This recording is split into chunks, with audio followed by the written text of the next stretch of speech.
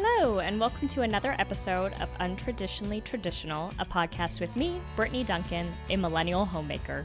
Join me each week as I share all the things I've learned that make keeping your home, garden, and life running smoothly, all while working. If you are enjoying the podcast, please be sure to subscribe in your favorite podcasting app so you get the episodes downloaded straight to you every Monday. Now, on to today's episode. Hello, and welcome back to Untraditionally Traditional, a Millennial Homemaker.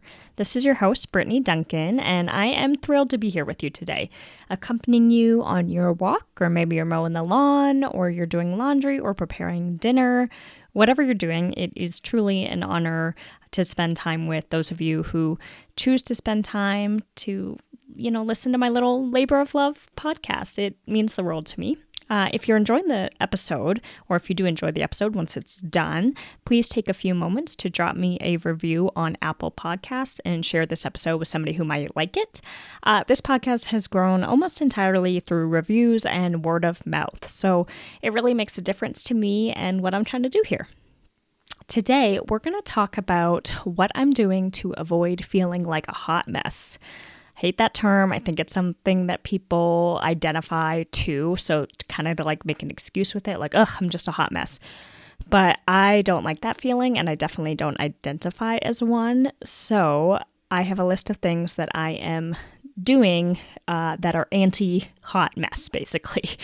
August, while hot, also feels like a bit of a hot mess month. I heard someone describe it the other day as a month that just feels like a full month of Sunday scaries. And I couldn't agree more, which is funny because I'm not in school and I don't have kids in school. But something about September feels like it's time to get down to business again. Summer winds down and we are preparing to head into winter.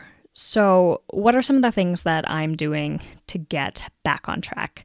First, for us, has just been a big ol' house clean. If you're new here, I absolutely love rotational cleaning, particularly like having tasks assigned to a day of the week. I did an episode about this. I'll drop it in the show notes. It's my favorite go-to method for cleaning and feeling like you're on top of it, but it's really more of maintenance cleaning. So when I do let things go off the rails, I just need to dedicate an hour or two to tackling the house, ceiling fans to baseboards, toilets to rugs, and getting everything back to like truly clean, where I can now maintain it in just like 15 to 20 minutes a day. And I can go on like that for a long time, but like first it has to truly be clean. So that's my first thing that I'm doing, is getting down and dirty to get clean.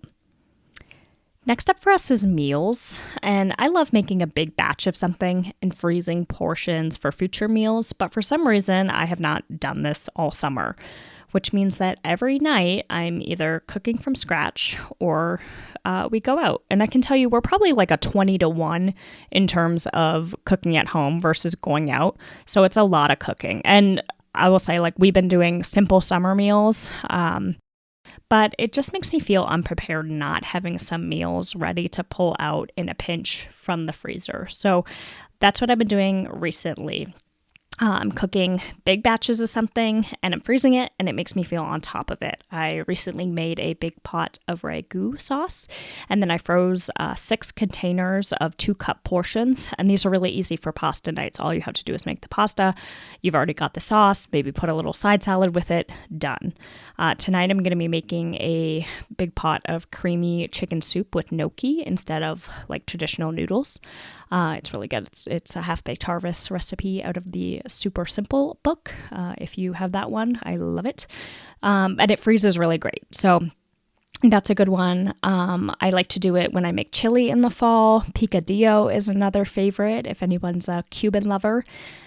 But basically, my goal is to be cooking from scratch 4 times a week and then pulling from the freezer the other 3 times a week. So having food in the freezer just makes me feel prepared, especially soups. It's also really great when sickness strikes your household. Someone gets a cold or a stomach bug and they want soup. You don't have to feel like a hot mess running out to the grocery store to get supplies or giving them a can of sodium preservative packed Campbell's. No judgment if you do that, but personally when I'm sick, that's not what I want. I want like a really hearty homemade soup. So you can feel on top of it. If you like already have this prepared soup made with love, all you have to do is pull it out of your freezer. It's also nice to have on hand if you have a friend or family member that's under the weather too. You're not like, oh, I should really make them something. You've already got it made. All you have to do is pull out some of those frozen meals and put them in a bag, sweet note, and drop it off to them. So kind of just a nice way to like be prepared. You never know what's coming around the corner. Something about September always makes me a little bit squirrely when it comes to organizing and purging. It's like I know I'm going to be spending a lot more time inside of the house. And so I want to maximize space and sanity by having my spaces organized. So what I've been doing is the drawer by drawer, closet by closet, organize and purge challenge, as I like to call it. Essentially, I will go through every drawer in the house and every closet in the house and just take out what's trash, whatever's broken, trash, expired trash, things that I'm not using, donate. And then what I do is consolidate other things. So I bought some clear plastic bins from Costco, and while they are not Pinterest worthy, they do the trick. And like I said, purging, donating, organizing, and consolidating what is left. I did my linen closet first, and having not bought new towels since Johnson and I got married 8 years ago, I have officially moved all of our not so bright white towels into the rag department and have ordered some new ones. Same with sheets. And for the first time in my adult life, and I'm embarrassed to admit this, I'm buying 2 sets of king sheets so that when I strip the bed with one, I can immediately make the bed instead of having to like wait until 10 p.m. for the laundry to be done to do so. Like when we wash our bedding, it's like a whole process. Like got to do the sheets, and then I have to do the quilted coverlet, and then we have a big blanket that like Sage lays on. So it's 3 loads of laundry anytime I do wash the bedding, and it's just too much. So now I can just immediately at least remake it with the sheets.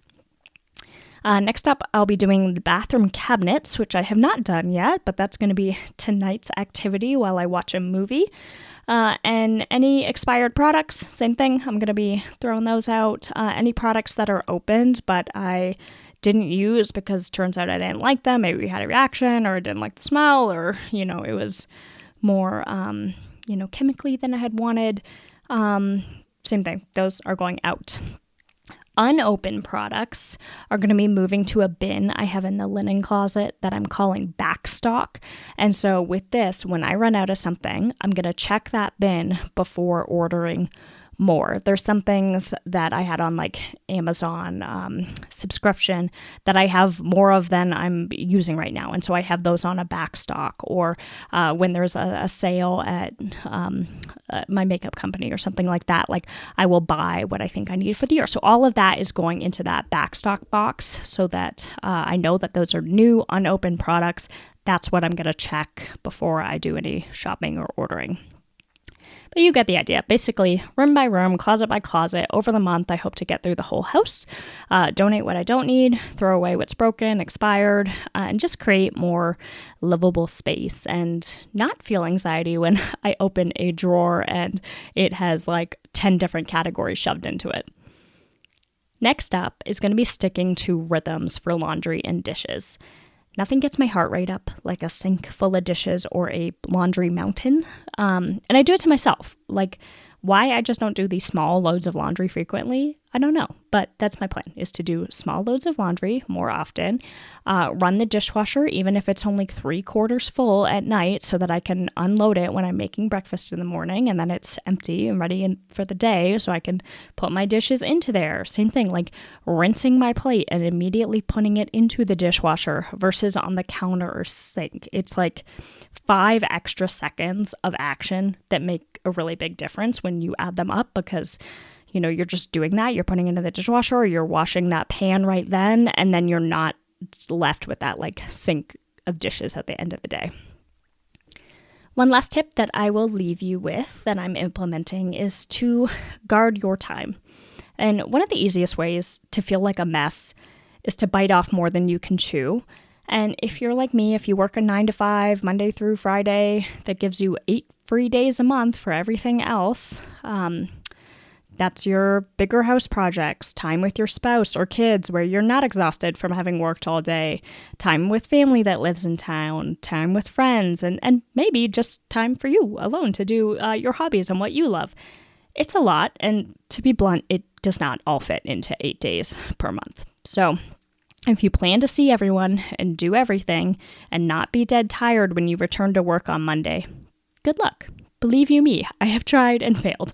So this one comes from someone who isn't great at guarding her time, who says yes to more than she should, who holds guilt for not being able to say yes and do more no matter how much you are doing. But it's truly, it's unrealistic, totally unrealistic that we are trying to pack all of these things into our weekends or even our weeknights.